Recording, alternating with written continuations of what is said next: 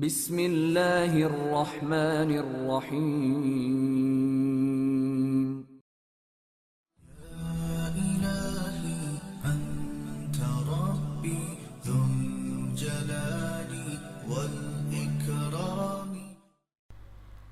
حسن بن صباح اور فرحی کے دونوں گھوڑے پہلو بہ پہلو چلے جا رہے تھے۔ جب دونوں اس تنگ سے راستے کے قریب گئے تو دونوں گھوڑے اپنے آپ ہی رک گئے۔ پہلے وہ کچھ بے چینی سے ادھر ادھر ہونے لگے، پھر دونوں گھوڑے کانپنے لگے۔ انہوں نے گھوڑوں کو ایڑ لگائی، باگیں جھٹکیں، لیکن گھوڑے کانپتے رہے اور آگے بڑھنے کے بجائے آہستہ آہستہ پیچھے ہٹنے لگے۔ وہ دیکھو فرحی، حسن نے کہا، گھوڑے آگے نہیں بڑھیں گے۔ فرحی نے دیکھا ان سے 10-12 قدم دور ویسا ہی ایک کالا ناگ پھن پھیلائے ہوئے تھا جیسا حسن نے قبرستان میں دیکھا تھا۔ یہ گھوڑے کی نفسیات ہے کہ اس کی پیٹھ پر سوار موجود ہو اور وہ اپنے راستے میں سانپ دیکھ لے تو رک کر خوف سے کانپنے لگتا ہے، اگر سوار نہ ہو تو گھوڑا سرپٹ بھاگ اٹھتا ہے۔ ناگ تیزی سے گھوڑوں کی طرف آیا۔ حسن نے دیکھا کہ اس کے پیچھے پیچھے ایسا ہی ایک اور ناگ ہے۔ گھوڑوں نے جب ناگوں کو اپنی طرف آتے دیکھا تو فوراً پیچھے بھاگ اٹھے۔ حسن اور فرحی نے گھوڑوں کو قابو میں رکھنے کی بہت کوشش کی، لیکن گھوڑے قابو میں نہیں آ رہے تھے۔ حسن کا گھوڑا آگے تھا اور اپنے آپ ہی دائیں بائیں مڑتا جا رہا تھا۔ حسن بار بار پیچھے دیکھتا تھا کہ فرحی کتنی دور ہے۔ گھوڑے دوڑتے ان بھول بھلائیوں میں دائیں بائیں مڑتے رہے اور حسن یہ دیکھ کر حیران رہ گیا کہ اس کا گھوڑا اس جگہ جا نکلا جہاں سے وہ ان بھول بھلائیوں میں داخل ہوئے تھے۔ وہ میدان تھا، چٹانیں پیچھے رہ گئی تھیں۔ حسن نے بڑی مشکل سے گھوڑے کو قابو میں کیا اور اسے روک لیا۔ اس نے ادھر ادھر دیکھا، وہ فرحی کے گھوڑے کو ڈھونڈ رہا تھا۔ اسے فرحی کا گھوڑا تو نظر آ گیا، لیکن فرحی اس کی پیٹھ پر نہیں تھی۔ حسن نے اس کے گھوڑے کی طرف اپنا گھوڑا دوڑا دیا اور اس کی لگام پکڑ لی۔ اس نے فرحی کو آوازیں دیں، بہت پکارا، لیکن فرحی کی طرف سے کوئی جواب نہ آیا۔ حسن آہستہ آہستہ ان چٹانی بھول بھلائیوں کی طرف چل پڑا۔ وہ فرحی کو ڈھونڈنے جا رہا تھا۔ حسن بن صباح کے ہوش اڑ گئے۔ وہ دنیا کو، اپنے عزائم کو اور اپنی منزل کو بھول گیا تھا۔ وہ ایک بار پھر چٹانوں کے بھول بھلائیوں میں داخل ہو گیا اور بڑی ہی بلند آواز سے فرحی کو پکار رہا تھا، لیکن چٹانوں سے گزرتی ہوئی تیز ہوا کی سرسراہٹ کے سوا اسے کوئی جواب نہیں مل رہا تھا۔ یہیں سے وہ باہر نکلا تھا، مگر اب وہ وہیں سے اندر گیا تو اسے وہ جگہ ایسی اجنبی محسوس ہوئی جیسے پہلے کبھی دیکھی ہی نہ ہو۔ ایک چٹان اس کے سامنے تھی، اس کے پہلوؤں سے 2 راستے جاتے تھے اور ایک راستہ دائیں کو جاتا تھا۔ حسن بن صباح کو یاد ہی نہیں رہا تھا کہ وہ ان تینوں میں سے کون سے راستے سے باہر آیا تھا۔ سامنے والی چٹان کا یہ ادھر والا سرا تھا اور اس کی ڈھلان بڑی آسان تھی۔ حسن بن صباح نے گھوڑے کو ایڑ لگائی اور چٹان پر چڑھ گیا۔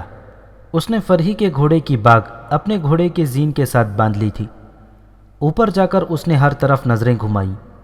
دور دور تک اونچی نیچی چٹانوں کی چوٹیوں کے سوا کچھ اور نظر نہ آیا۔ کچھ چٹانیں اوپر سے چپٹی تھیں اور کچھ ایسی بھی تھیں جو چٹانیں لگتی ہی نہیں تھیں۔ وہ بہت ہی بڑے بڑے بتوں کی مانند تھیں۔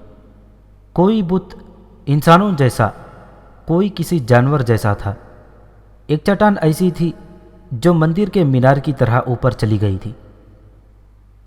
اس کی چوٹی پر ایک بہت بڑا گول پتھر یوں رکھا ہوا تھا جیسے کسی عورت نے سر پر گھڑا رکھا ہوا ہو۔ یہ سارا منظر اس دنیا کا خطہ لگتا ہی نہیں تھا، یہ تو خواب کا منظر تھا۔ یہ خطہ 3 میل لمبا چوڑا ہو سکتا تھا اور 4 میل بھی۔ فرحی، حسن پھیپھڑوں کا سارا ہی زور لگا کر پکارنے لگا، کہاں ہو فرحی، فرحی؟ کوئی جواب نہیں، خاموشی۔ وہ دوڑتے گھوڑے سے گر کر بے ہوش پڑی ہوگی۔ اس نے اس طرح اونچی آواز میں کہا جیسے اپنے پاس کھڑے کسی آدمی کو بتا رہا ہو۔ اس کے پاس 2 گھوڑوں کے سوا کوئی بھی نہیں تھا۔ اسے فرحی تک جلدی پہنچنا تھا۔ ہو سکتا تھا وہ گر کر مر گئی ہو یا مر رہی ہو، اور یہ بھی ناممکن نہ تھا کہ وہ گری تو اس نے ناک نے ڈس لیا ہو۔ حسن بن صباح کو اپنے استاد عبد الملک ابن عطاش کا ایک سبق یاد آ گیا کہ راستہ یاد نہ رہے، ہم سفر کہیں کھو جائے یا کوئی چیز گم ہو جائے تو کیا عمل کیا جائے۔ وہ گھوڑے سے اترا اور نیچے دیکھا، چٹان کی ایک سل سلیٹ کی طرح ہموار تھی۔ حسن اکڑو بیٹھ گیا اور چھوٹا سا ایک پتھر اٹھا لیا۔ ابن عطاش نے اسے مراقبے میں جانے کی بہت مشق کرائی تھی۔ اس نے آنکھیں بند کیں اور 2-3 بار لمبے سانس لیے، پھر اس نے آنکھیں کھولیں اور انگلیوں میں پکڑے ہوئے کنکری جیسے پتھر سے سل پر اوٹ پٹانگ سے خانے بنانے لگا۔ ان خانوں کو اس نے غور سے دیکھا اور کسی خانے میں ایک حرف اور کسی میں ایک ہندسہ لکھا۔ ان پر کچھ دیر نظریں جمائی رکھیں اور اٹھ کھڑا ہوا۔ گھوڑے پر سوار ہو کر وہ چٹان سے اتر آیا اور اس چٹان کے ساتھ ساتھ آگے کو چل پڑا۔ سورج غروب ہونے میں کچھ دیر باقی تھی۔ یہ راستہ کچھ آگے جا کر ایک طرف مڑ گیا۔ تھوڑا آگے جا کر اس راستے کو ایک گول چٹان نے روک لیا تھا اور وہاں دوراہا بن گیا تھا۔ حسن رک گیا اور دونوں راستوں کو دیکھا۔ اس نے گھوڑا روک لیا تھا۔ آنکھیں بند کر کے اس نے کچھ سوچا۔ دائیں طرف اسے ہلکی سی کوئی آہٹ یا آواز سنائی دی۔ اس نے چونک کر آنکھیں کھول دیں اور ادھر دیکھا۔ کچھ دور ایک نیولا کھڑا اس کی طرف دیکھ رہا تھا۔ حسن نیولے کو دیکھتا رہا۔ نیولا ایک طرف دوڑ پڑا۔ حسن گھوڑا اس طرف لے گیا اور وہاں تک چلا گیا جہاں نیولا کھڑا تھا۔ اس طرف دیکھا جس طرف نیولا گیا تھا۔ یہ 2 چٹانوں کے درمیان بہت ہی تنگ راستہ تھا جو کچھ دور تک چلا گیا تھا، لیکن سیدھا نہیں بلکہ کئی ایک گول گول اور کچھ مخنثی چٹانوں سے گھومتا مڑتا جاتا تھا۔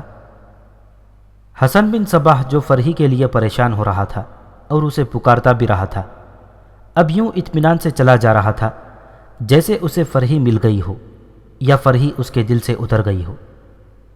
حقیقت یہ تھی کہ اس نے چٹان پر بیٹھ کر سحر یعنی کالے جادو کا ایک عمل کیا تھا جس میں اسے واضح اشارہ ملا تھا کہ وہ فرحی تک پہنچ جائے گا، لیکن ایسا کوئی اشارہ نہیں ملا تھا کہ فرحی جس جگہ ہے وہاں تک راستہ کون سا جاتا ہے۔ البتہ یہ پتہ چل گیا تھا کہ اسے اشارے ملتے رہیں گے جنہیں سمجھنے کے لیے وہ اپنی عقل استعمال کرے۔ تاریخ کی یہ ایک مسلمہ حقیقت ہے کہ حسن بن صباح نے پراسرار علوم سیکھ لیے تھے۔ ابن خلدون تاریخ ابن خلدون حصہ پنجم میں لکھتا ہے، علم نجوم و سحر میں حسن بن صباح کو ید طویل حاصل تھی۔ ابن تاثیر اور دیگر مورخوں نے بھی لکھا ہے کہ حسن بن صباح انتہا درجے کا عیار اور مکار تو تھا ہی، اس نے علم سحر میں بھی خصوصی مہارت حاصل کر لی تھی۔ اس نے ان پراسرار علوم میں اس سفر کے بعد مہارت حاصل کی تھی۔ اس سفر کے دوران اس کے پاس سحر کی اتنی ہی طاقت تھی جو اسے اپنے اتالق ابن عطاش سے حاصل ہوئی تھی۔ وہ ان علوم کی تکمیل کے لیے ہی جا رہا تھا۔ وہ جا تو رہا تھا لیکن ایسے چٹانی خطے میں پھنس کے رہ گیا تھا جسے وہ کبھی کبھی خواب سمجھتا تھا۔ اس میں بھی شاید کوئی راز تھا کہ اسے بڑے دشوار گزار راستے پر ڈالا گیا تھا۔ اسے اس راستے کا اشارہ خواب میں ملا تھا۔ داستان گو سنا رہا تھا کہ حسن بن صباح ایک تنگ راستے پر عجیب و غریب سی شکلوں کی چٹانوں کی دنیا میں جا رہا تھا۔ پھر ایک مقام آ گیا جو دو راہ تھا۔ حسن نے رک کر دونوں راستوں کو دیکھا۔ دونوں راستے تھوڑی تھوڑی دور جا کر مڑ جاتے تھے۔ حسن کبھی ادھر کبھی ادھر دیکھتا تھا۔ اسے پوری امید تھی کہ غیب سے اسے کوئی اشارہ ملے گا، لیکن کچھ بھی نہ ہوا سوائے اس کے کہ وہ جس گھوڑے پر سوار تھا وہ آہستہ سے ہنہنایا اور کھر مارنے لگا۔ دوسرے گھوڑے نے بھی یہی حرکت کی۔ اس انداز سے گھوڑے کا ہنہنانا اور گھوڑے کا کھر مارنا اس کی بے چینی کا اظہار ہوتا ہے۔ حسن نے قدرے گھبرا کر ادھر ادھر دیکھا کہ گھوڑوں نے پھر سانپ دیکھ لیا ہے، لیکن اسے خیال آیا کہ گھوڑا ڈر کا اظہار کسی اور انداز سے کرتا ہے۔ وہ گھوڑوں کا زمانہ تھا، لوگ گھوڑوں کی نفسیات سمجھتے تھے۔ حسن سمجھ گیا کہ گھوڑے بھوکے ہیں، شاید پیاسے بھی ہوں۔ گھوڑا اپنے آپ ہی ایک راستے پر چل پڑا۔ حسن نے لگام کھینچ لی۔ لیکن گھوڑا رکنے کے بجائے اور تیز ہو گیا۔ اس کی زین کے ساتھ بندھا ہوا دوسرا گھوڑا اس سے آگے نکلنے کی کوشش کر رہا تھا۔ حسن نے کچھ سوچ کر گھوڑے کی لگام ڈھیلی چھوڑ دی۔ یہ اشاروں پر چلنے والا گھوڑا تھا اور حسن کو اس گھوڑے پر اعتماد تھا۔ گھوڑا سر نیچے کر کے دوڑ پڑا۔ وہ سر کسی اور ہی طرح دائیں بائیں جھٹک رہا تھا۔ گھوڑا اگلا موڑ سوار کے اشارے کے بغیر ہی مڑ گیا۔ حسن دیکھ کر حیران رہ گیا کہ آگے چٹانوں میں گھری ہوئی کشادہ جگہ تھی جہاں ہری بھری گھاس تھی اور سرسبز درخت تھے۔ یہ جگہ صحرا میں نخلستان جیسی تھی۔ گھوڑا اور تیز دوڑا اور وہاں تک پہنچ گیا۔ وہاں سبزے میں گھرا ہوا ایک چشمہ تھا۔ 5-7 گز لمبائی چوڑائی میں بارش سے ڈھلے ہوئے آسمان جیسا شفاف اور نیلا پانی جمع تھا۔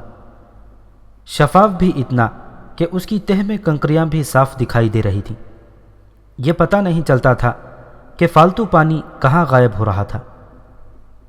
گھوڑا بے صبری سے پانی پینے لگا۔ حسن نے اتر کر دوسرے گھوڑے کی باگ اپنے گھوڑے کی زین سے کھول دی۔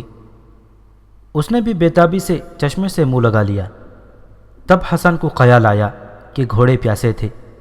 جانور خصوصاً گھوڑے اور خچر پانی کی مشک دور سے پا لیتے ہیں۔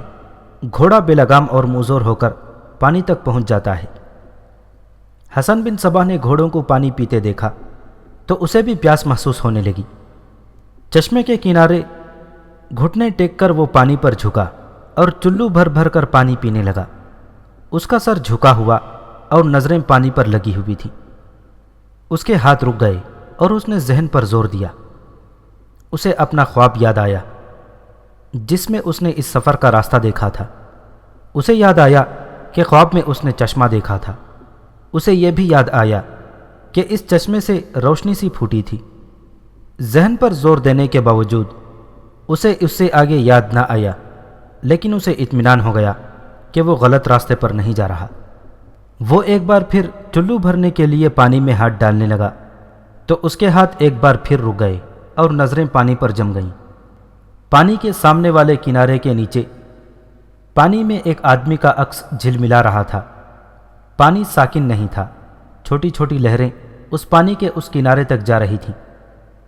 اس آدمی کا عکس ان لہروں پر تیر رہا تھا۔ حسن سن ہو کے رہ گیا۔ وہ بزدل نوجوان نہیں تھا۔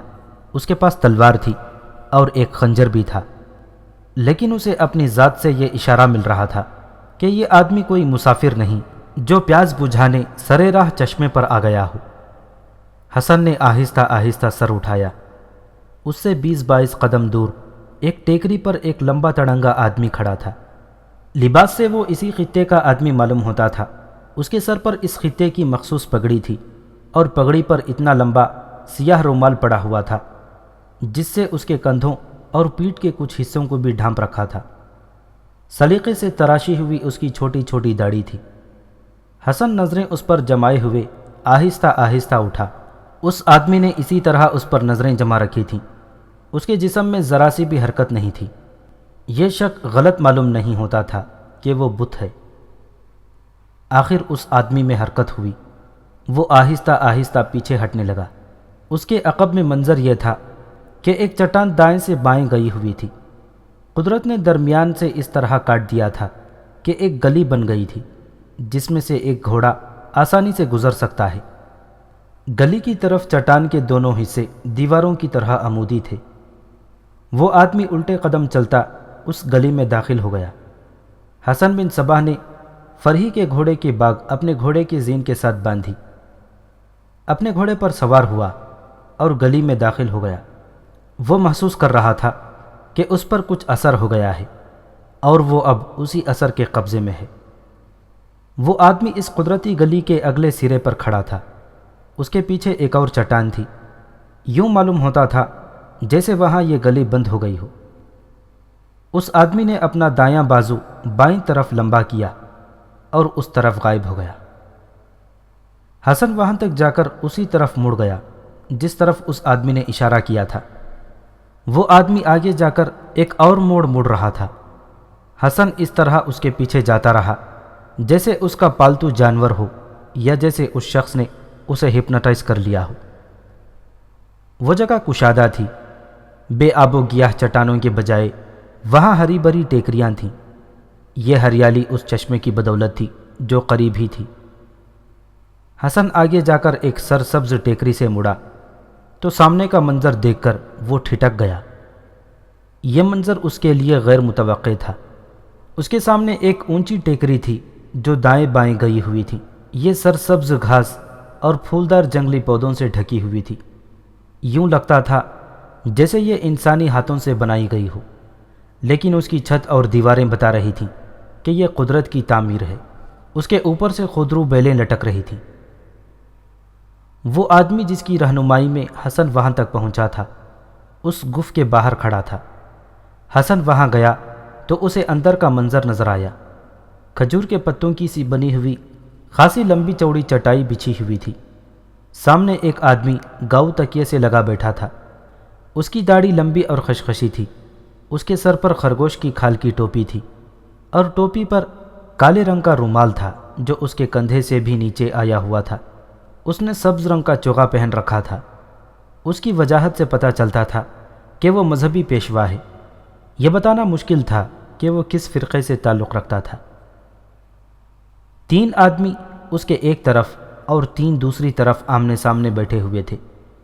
ان سب کے سروں پر ایک مخصوص انداز کی پگڑیاں تھیں اور ان سب پر سیاہ رنگ کے رومال تھے جو ان کے کندھوں سے نیچے تک آئے ہوئے تھے۔ اس بزرگ نے جس کے چہرے پر جلال تھا اس آدمی کو ہاتھ سے اشارہ کیا جس کی رہنمائی میں حسن وہاں تک پہنچا تھا۔ وہ آدمی اندر چلا گیا۔ اس کشادہ گف میں ایک چوڑا ٹیلا سا تھا۔ وہ آدمی اس کے پیچھے چلا گیا۔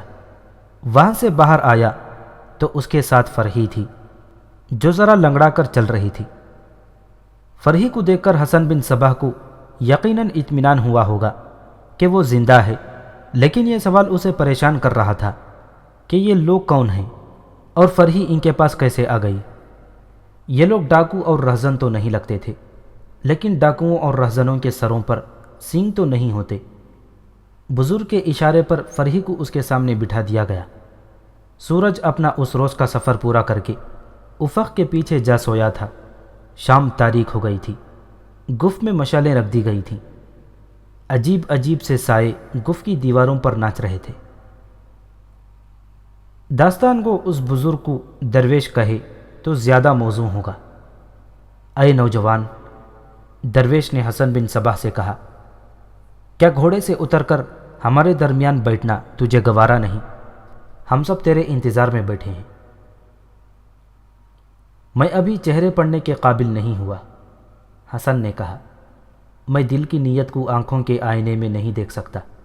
اگر آپ کے دل میں بھی وہی جلال ہے جو آپ کے چہرے پر دیکھ رہا ہوں تو آپ میرے اس سوال کا جواب ضرور دیں گے کہ یہ میری ہمسفر آپ تک کس طرح پہنچی۔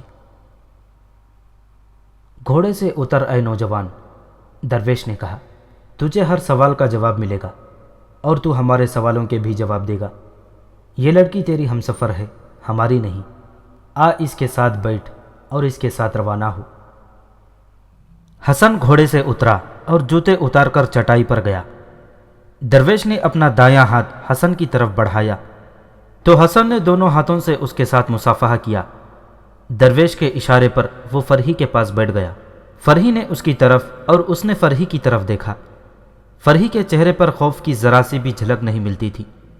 وہ گھبرائی ہوئی بھی نہیں لگتی تھی۔ اس کے ہونٹوں پر مسکراہٹ آ گئی۔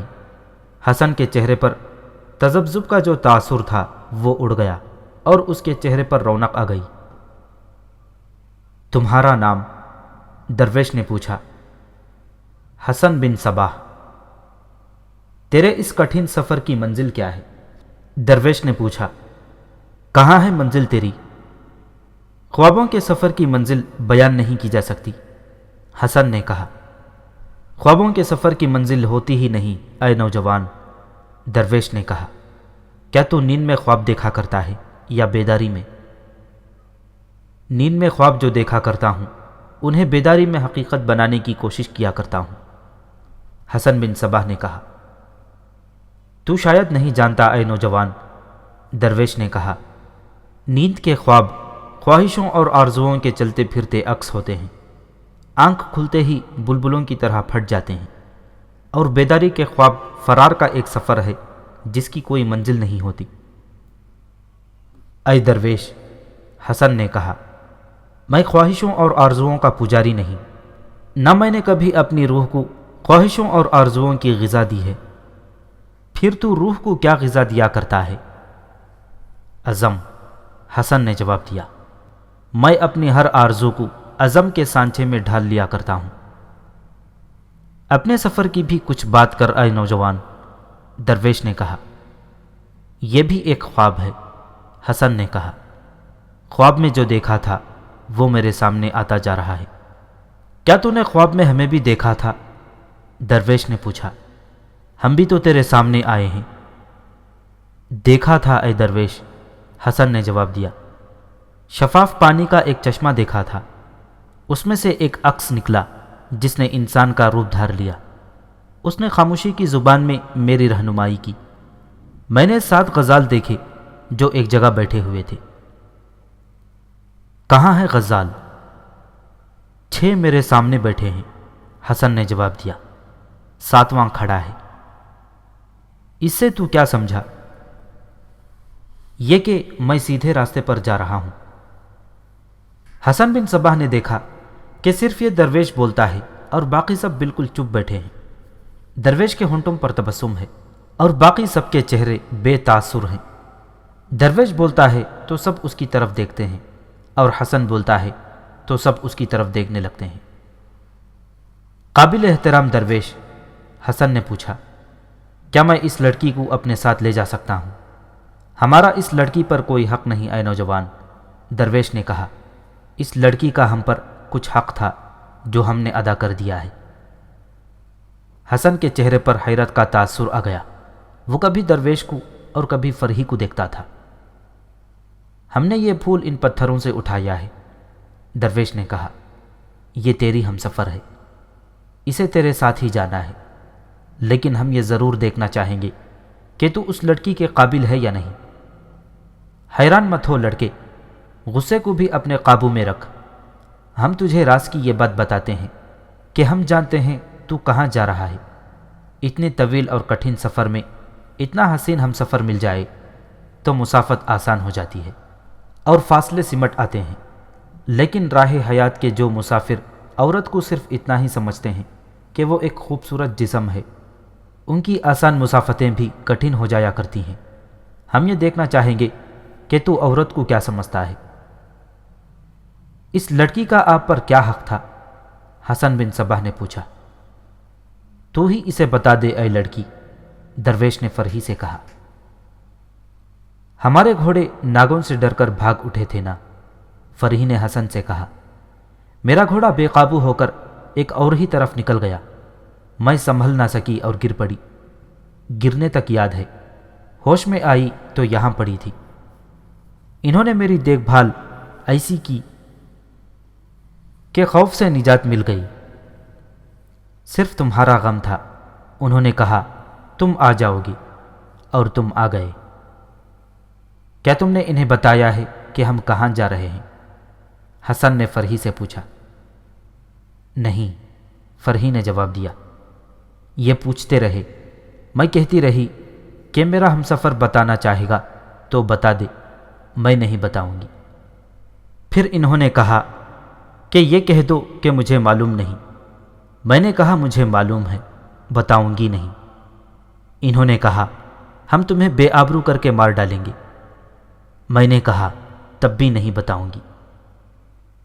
انہوں نے کہا ہم تمہاری آبرو کے محافظ ہیں، تمہیں گھر چھوڑ آئیں گے۔ میں نے کہا پھر بھی نہیں بتاؤں گی۔ اس بزرگ نے میرے سر پر ہاتھ رکھ کر کہا آفرین، ہم تمہاری پوجا کریں گے۔ انہوں نے یہ بھی کہا کہ تیرے ہمسفر کو یہاں لانے کے لیے آدمی چلا گیا ہے۔ سن لیا اے نوجوان، درویش نے حسن سے پوچھا۔ اب ہم نے دیکھنا ہے کہ تو اس لڑکی کے جسم کو چاہتا ہے یا روح کو۔ درویش نے اس آدمی کو جو حسن کو یہاں لایا تھا اشارہ کیا۔ وہ آدمی گفت کے اندر ہی کہیں غائب ہو گیا۔ وہ مشعلوں کی روشنی میں سامنے آیا تو اس کے ہاتھوں میں 3 گڑیاں تھیں۔ یہ مٹی کے بنے ہوئے 3 عورتوں کے بت تھے۔ خوبصورتی سے بنائے گئے تھے۔ ہر بت تقریباً 1.5 فٹ اونچا تھا اور ہر بت برہنہ تھا۔ تینوں بت اور گولی اس کے آگے رکھ دو، درویش نے کہا۔ اس کے حکم کی تعمیل ہوئی۔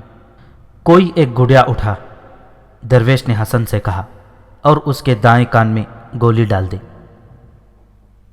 حسن نے ایک بت اٹھا کر اس کے کان میں گولی ڈالی۔ یہ گولی بت کے منہ سے نکل کر زمین پر گر پڑی۔ اب دوسری گڑیا اٹھا لے، درویش نے کہا، اور گولی اس کے کان میں ڈال۔ حسن بن صباح نے یہ بت اٹھایا اور گولی بھی اٹھائی۔ یہ گولی ایک گول کنکری تھی۔ یہ کانچ کی ان گولیوں جتنی تھی جن سے آج کل بچے کھیلا کرتے ہیں۔ حسن نے پتھر کی یہ گولی بت کے کان میں ڈال دی۔ کان میں ایک سوراخ تھا۔ گولی اس کان میں گئی اور دوسرے کان سے باہر آ گئی۔ اب ایک اور گڑیا اٹھا، درویش نے کہا، اور یہ گولی اس کے دائیں کان میں ڈال۔ حسن نے دوسرا بت الگ رکھ کر تیسرا بت اٹھایا۔ گولی اٹھا کر اس بت کے کان میں ڈالی۔ یہ گولی اندر ہی کہیں غائب ہو گئی۔ زور زور سے ہلا اسے، درویش نے کہا، گولی کو باہر آنا چاہیے۔ حسن نے بت کو بہت ہلایا، جھنجھوڑا، الٹا کیا، دائیں اور بائیں پہلو پر کر کے ہلایا، مگر گولی باہر نہ آئی۔ یہ گڑیا بیکار ہے، درویش نے کہا، اسے الگ رکھ دے، اس بدبخت نے ہماری گولی ہضم کر لی ہے۔ حسن نے یہ بت رکھ دیا۔ کیا یہ بت خوبصورت نہیں؟ درویش نے پوچھا۔ کیا یہ تجھے اچھے نہیں لگتے؟ خوبصورت ہیں، حسن نے جواب دیا، دل کو اچھے لگتے ہیں۔ بنانے والے نے عورت کی رعنائیاں ان بتوں میں سمو دی ہیں، ان میں صرف جان ڈالنی باقی رہ گئی ہے۔ ہم تجھے انعام دینا چاہتے ہیں، درویش نے کہا۔ کوئی ایک گڑیا اٹھا لے، تینوں ایک جیسی ہیں۔ حسن بن صباح نے سب سے آخر والا بت اٹھا لیا، جس کے کان میں گولی ڈالی تو کسی طرف سے گولی باہر نہیں آئی تھی۔ درویش نے اسے بیکار کہہ کر ناپسندیدگی کا اظہار کیا تھا۔ تو نے عقل سے کام نہیں لیا اے نوجوان، درویش نے کہا، یا تو نے سنا نہیں کہ میں نے اس گڑیا کے متعلق کہا تھا کہ اس نے ہماری گولی ہضم کر لی ہے، اسے الگ پھینک دو۔ محترم درویش، حسن نے کہا، میں عقل اور توجہ سے کام نہ لیتا تو آپ کی اس گڑیا کو ہاتھ بھی نہ لگاتا، دوسری دونوں میں سے کوئی ایک اٹھا لیتا، لیکن میری عقل نے مجھے بتایا کہ یہ گڑیا اٹھا لے۔ تیری عقل نے اس میں کیا خوبی دیکھی ہے؟ درویش نے پوچھا۔ ایک کے کان میں گولی ڈالی تو اس کے دوسرے کان سے نکل گئی، حسن نے کہا۔ اے درویش عالی مقام، آپ یقیناً ایسی بیٹی کو پسند نہیں کریں گے جو اپنے باپ کے پند و نصیحت ایک کان سے سنے اور دوسرے کان سے نکال دے۔ ایسی بہن بھی بری، ایسی بیوی بھی بری۔ دوسری کے کان میں گولی ڈالی تو اس نے منہ کے رستے نکال دی۔ ایسی عورت تو اور زیادہ خطرناک ہوتی ہے، وہ گھر کا کوئی راز اپنے دل میں رکھ نہیں سکتی، بات سنی اور ہر کسی کے آگے اگلنا شروع کر دی۔ ایسی عورت اپنے گھر کا اور اپنے ملک کا بھی بیڑا غرق کر دیا کرتی ہے۔ اور جسے آپ نے بیکار کہا ہے، یہ بڑی قیمتی عورت ہے جو راز کی بات اپنے دل میں دفن کر لیا کرتی ہے۔ میں نے اس بت کو یا گڑیا کو بہت ہلایا، الٹا کیا، ہر پہلو پر کر کے زور زور سے جھنجھوڑا، لیکن اس نے گولی نہیں اگلی۔ اسے آپ توڑ پھوڑ کر اس کا وجود ختم کر دیں تو ہی آپ اس کے اندر سے گولی نکال سکتے ہیں۔ یہ وہ خوبی ہے جو آپ نے فرہی میں دیکھی ہے۔ آپ 8 ہیں اور یہ اکیلی۔ کیا 8 آدمیوں سے ڈر کر اس نے آپ کو بتا دیا تھا کہ ہم کہاں سے آئے ہیں اور کہاں جا رہے ہیں؟ میں اسے اپنی عمر کی ہمسفر بناؤں گا۔ آفرین اے نوجوان، درویش نے کہا، خدا نے تجھے وہ دانش اسی عمر میں دے دی ہے جو اوروں کو عمر بھر کا تجربہ حاصل کر کے بڑھاپے میں بھی نہیں ملتی۔ تو پیدائشی دانش مند ہے۔ درویش نے اپنے آدمی سے کہا، تینوں گڑیوں کو اٹھا کر سنبھال لو، ان کے امتحان میں شاید ہی کبھی کوئی کامیاب ہوا ہو۔ ایک آدمی نے تینوں بت اٹھائے اور مشعلوں کی روشنی سے نکل گیا۔ کھانا گرم کرو، درویش نے حکم کے لہجے میں کہا، دسترخوان لگ جائے فوراً۔ یہ دونوں بھوکے ہیں۔ اس ویرانے میں اتنا پرتکلف کھانا حسن بن صباح کے لیے حیران کن تھا۔ حسن اور فرحی اس قدر بھوکے تھے کہ بے صبری سے کھانا نگلتے چلے گئے۔ کھانے کے بعد درویش نے حسن بن صباح کو اپنے پاس بٹھا لیا، باقی سب وہاں سے چلے گئے۔ حسن اور فرحی کے سونے کا الگ انتظام کر دیا گیا۔ فرحی جا کر سو گئی۔ حسن، درویش نے کہا، تیرا نام حسن بن علی ہونا چاہیے تھا، لیکن تو نے حسن بن صباح کہلانا زیادہ پسند کیا۔ میرے آبا و اجداد میں صباح حمیری ایک شخص ہو گزرے ہیں۔ حسن نے کہا، میرا باپ کچھ کم استاد نہیں، لیکن صباح کے متعلق سنا ہے کہ اس نے بہت ہی شہرت اور عزت پائی تھی، اور اس کا کمال یہ تھا کہ کسی کو شک تک نہ ہونے دیا کہ وہ عیاریوں کا عیار اور فریب کاروں کا استاد ہے۔ بس یہ وجہ تھی کہ میں نے بن علی کے بجائے بن صباح حمیری کہلانا زیادہ پسند کیا۔ لیکن آپ کو میرا نام کس نے بتایا ہے؟ صرف نام ہی نہیں حسن، درویش نے جواب دیا، تمہارے متعلق مجھے بہت کچھ بتایا گیا ہے۔ تم جس جگہ سے آ رہے ہو اور جس جگہ جا رہے ہو، میں ان کے درمیان ایک رابطہ ہوں، ایک رشتہ ہوں، پل سمجھ لو۔ اور رک جائیں، حسن اچانک بول پڑا، مجھے یاد آ گیا، میرے استاد عبد الملک ابن عطاش نے مجھے بتایا تھا کہ خواب میں مجھے ایک غار نظر آئے گا، اور اس غار میں میرا علم مکمل ہو جائے گا۔ میں آپ کی ذات میں ایسا گم ہو گیا تھا کہ یاد ہی نہ رہا کہ میں نے خواب میں ایک غار دیکھا تھا۔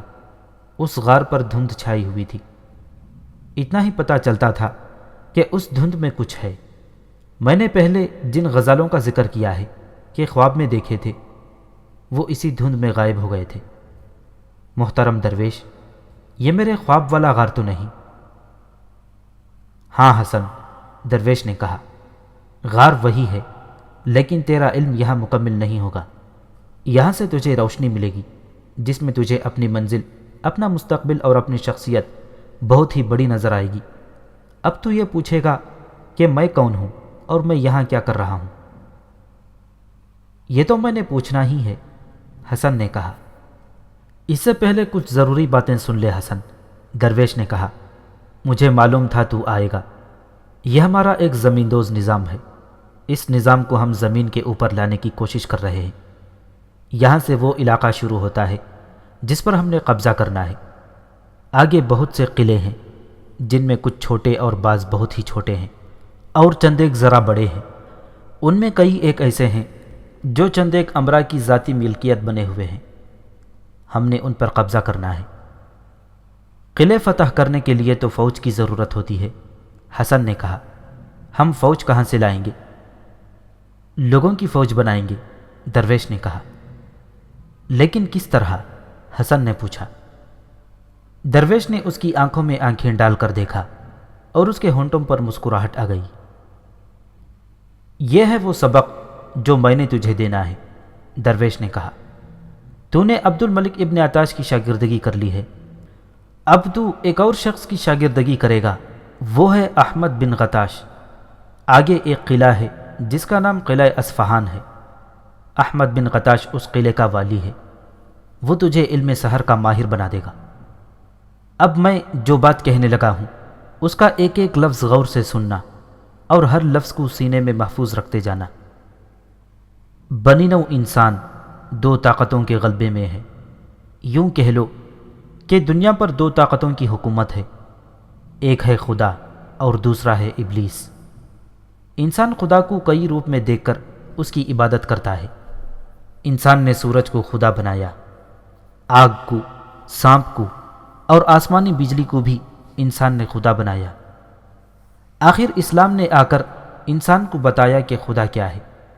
یہ بھی بتایا کہ یہ سورج، چاند، آسمانی بجلیاں، آگ، سانپ وغیرہ خدا نہیں بلکہ یہ خدا کی پیدا کی ہوئی ہیں۔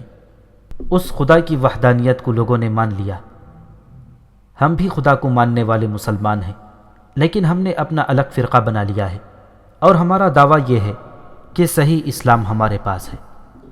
لیکن اہل سنت نے لوگوں کے دلوں پر اپنے عقائد ایسے طریقے سے نقش کر دیے ہیں کہ اب ہم ان کے عقائد کو نہیں بدل سکتے۔ ہمیں کوئی اور طریقہ اختیار کرنا پڑے گا۔ کیا آپ نے کوئی طریقہ سوچا ہے؟ حسن نے پوچھا۔ ہاں، درویش نے کہا، میں یہی بتانے لگا ہوں، لیکن یہ طریقہ ایسا نہیں کہ پتھر اٹھاؤ اور کسی کے سر پر مارو۔ یہاں معاملہ نظریات کا ہے، اور اس معاملے کو صرف تم سمجھ سکتے ہو۔ صرف میں کیوں؟ حسن نے کہا، میرا علم ابھی خام ہے اور تجربہ کچھ نہیں۔ تمہارے پاس سب کچھ ہے، درویش نے کہا، پہلے وہ سن لو جو ہم نے سوچا ہے، پھر تم خود محسوس کرو گے کہ یہ تو پہلے ہی تمہارے دل میں تھا۔ بات یہ ہے حسن، اہل سنت نے لوگوں کا رشتہ خدا کے ساتھ براہ راست قائم کر دیا ہے۔ عیسائیت نے بھی خدا کو ہی اول اور آخر قرار دیا ہے، اور وہ عیسیٰ کو خدا کا بیٹا کہتے ہیں۔ یہودی ہیں، آتش پرست ہیں، یہ بھی خدا کو مانتے ہیں۔ ہمارے لیے سب سے بڑی مشکل یہ ہے کہ حکومت اہل سنت کی ہے۔ شاید آپ کو معلوم ہوگا، حسن نے کہا، کہ ہمارا امیر ابو مسلم رازی اس قدر کٹر سنی ہے کہ اس نے میرے باپ سے کہا تھا کہ تم اپنے آپ کو اہل سنت ظاہر کرتے ہو تو اپنے بیٹے کو ایک اسماعیلی پیشوا عبد الملک ابن عطاش کی شاگردگی میں کیوں بٹھا رکھا ہے؟ میرے باپ نے ابو مسلم رازی کے عتاب سے بچنے کے لیے مجھے امام موافق کے مدرسے میں بھیج دیا تھا۔ مجھے یہ بھی معلوم ہوا ہے کہ ابو مسلم نے اپنے جاسوس پھیلا رکھے ہیں جو گھر گھر کی خبر رکھتے ہیں کہ کہیں سنی عقیدے کے خلاف کوئی بات تو نہیں ہو رہی۔ ہاں حسن، درویش نے کہا، ابو مسلم رازی نے اپنے جاسوس پھیلا رکھے ہیں۔ اسے معلوم نہیں کہ ہم نے اس کے جاسوسوں کے پیچھے جاسوس چھوڑے ہوئے ہیں۔ ہم جانتے ہیں کہ سلجوقی سلاطین کی حکومت ہماری دشمن ہے، لیکن ہم ان کی جڑیں کھوکھلی کر دیں گے۔ ہمیں مصریوں پر بھروسہ ہے، وہ عبیدی ہیں اور ہمارے ہم عقیدہ بھی ہیں۔ محترم درویش، حسن نے کہا، معلوم نہیں کیوں مجھے خیال آتا ہے کہ میں مصر جاؤں اور وہاں سے سلجوقیوں کے خلاف طاقت حاصل کروں۔ درویش عجیب سی طرح ہنسا اور کچھ دیر حسن بن صباح کے منہ کو دیکھتا رہا۔ کیوں محترم درویش؟ حسن نے ذرا کھسیانہ سا ہو کر پوچھا، کیا میں نے غلط بات کہہ دی ہے؟ نہیں حسن، درویش نے کہا، میں تمہاری اس بات سے خوش اور مطمئن ہوا ہوں کہ تمہیں مصر کا خیال آیا ہے۔ میں خوش اس لیے ہوں کہ یہ خیال ویسے ہی نہیں آیا، بلکہ تم میں ایک پر اسرار طاقت ہے جو تمہیں اشارے دیتی ہے۔ میں پورے وثوق کے ساتھ پیشن گوئی کر سکتا ہوں کہ تم میں نبوت کے نمایاں آثار پائے جاتے ہیں۔ تم نبی بنو یا نہ بنو، تمہیں اتنی ہی شہرت ملے گی جو صرف نبیوں کو ملا کرتی ہے۔ آنے والی نسلیں اور ان کی نسلیں ہمیشہ تمہارا نام لیتی رہیں گی، لیکن ضروری نہیں کہ تمہیں اچھے نام سے ہی یاد کیا جائے گا۔ لوگ تمہیں یاد ضرور رکھیں گے۔ پہلے درویش کی ہنسی نکلی تھی، اب حسن ہنس پڑا۔ آپ کو میری بات سے خوشی حاصل ہوئی تھی، حسن نے کہا، اور مجھے آپ کی بات سے خوشی حاصل ہوئی ہے۔ معلوم نہیں کیوں مجھے برائی سے مسرت حاصل ہوتی ہے۔ میں تمہیں اسی بات پر لا رہا تھا، درویش نے کہا۔ میں خدا کا جو ذکر کر رہا تھا وہ یہ تھا کہ ایک قوت خدا کی ہے اور دوسری ابلیس کی۔ خدا کا نام لے کر لوگوں کو ان کے عقیدے سے ہٹانا کوئی آسان کام نہیں۔ اس کام کو ہم اس طرح آسان کریں گے کہ ہم دوسری قوت کا استعمال کریں گے، یعنی ابلیس کی قوت۔ بدی میں بڑی طاقت ہے حسن، بدی میں کشش ہے، بدی میں لذت ہے، اور بدی میں نشہ ہے۔ یہ قوت تمہارے دل و دماغ میں موجود ہے۔ ہم لوگوں پر بدی کا نشہ طاری کریں گے۔ تمہارے ساتھ یہ جو لڑکی ہے یہ تمہارا کام آسان کرے گی۔ اس کے ساتھ ہی ہم علم سحر کو کام میں لائیں گے۔ یہ علم سحر ہی کا کرشمہ ہے کہ تم مجھ تک پہنچے ہو۔ اب ہم نے تمہارے اس علم کی تکمیل کرنی ہے۔ انسان میں خدا نے یہ کمزوری شروع ہی سے رکھ دی ہے کہ وہ بدی کی طرف جلدی آ جاتا ہے۔ وہ ابلیس ہی تھا جس نے انسان کو بہکا کر جنت سے نکالا تھا۔ ہم لوگوں کو دنیا ہی میں جنت دیں گے اور یہ تم دو گے۔ محترم درویش، حسن نے کہا، میرا خیال ہے کہ مزید باتوں کی ضرورت نہیں۔ آپ جو کچھ بھی کہے جا رہے ہیں یہ پہلے ہی میرے ذہن میں موجود ہے۔ کیا یہ بہتر نہیں ہوگا کہ آپ مجھے میری اس منزل تک پہنچا دیں جہاں سے میں اپنا محاذ کھول سکوں گا؟ کل صبح تم یہاں سے روانہ ہو جاؤ گی۔ درویش نے کہا، اس لڑکی کو بھی تعلیم و تربیت دی جائے گی۔ ایلیکوینٹ ادب یا ای ادب کے ویورز کا ہم شکریہ ادا کرتے ہیں جنہوں نے اس مہم میں ہمارا بہت ساتھ دیا ہے اور اس یوٹیوب چینل کو ایک کامیاب منزل پر لا کھڑا کیا ہے۔ جزاک اللہ۔ ہمیں اور بہتر طریقے سے سپورٹ کرنے کے لیے جتنی بھی آڈیو بکس کی اب تک ریکارڈنگ ہو چکی ہے، جیسے داستان ایمان فروشوں کی، شمشیر بے نیام اور نیل بہتا رہا، آخری چٹان، ایک اور بت شکن پیدا ہوا اور انلس کی ناگن، ان سب کو اپنے طور پر جتنا ہو سکے شیئر کرنے کی کوشش کریں اور ان ویڈیوز کو MP3 فارمیٹ میں ڈاؤن لوڈ کرنے کے لیے ڈسکرپشن میں دیے گئے لنکس پر اور ہماری ویب سائٹ پر چیک کر سکتے ہیں۔ آپ سے ایک اور گزارش ہے کہ ایلیکوینٹ ادب ایکسٹراز کو بھی فالو کریں اور سبسکرائب کریں، جس میں ہم اردو کی بہترین کتابیں جیسے ہسٹوریکل فکشن، سائنس فکشن اور معاشراتی اور اخلاقیاتی کہانیوں اور افسانوں پر مبنی کتابیں اور ان کی ریکارڈنگز جاری رہیں گی۔ ہر طرح کی سپورٹ کا بہترین طریقہ ہے کہ زیادہ سے زیادہ شیئر کریں اور پیٹریون پر بھی سپورٹ کر سکتے ہیں۔ شکریہ۔